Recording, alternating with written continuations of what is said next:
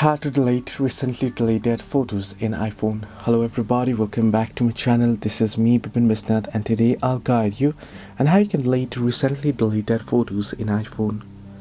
Well, the process itself is pretty simple and pretty easy, so let me guide you through. In order to delete recently deleted photos on iPhone, simply go ahead and open up your Photos application. Then you want to scroll down to the bottom until you get the list of options here. On the list of options, you should be able to see the option here that says recently deleted. Tap on it and then open it up.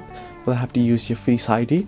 Once you open it up, from there you want to simply select the recently deleted photos that you wish to delete. You can select multiple ones, or you can simply select a single one. Then if you select multiple ones, tap on the three dots and then you can go ahead and tap on delete, or you'll get the delete option right there on the screen at the bottom.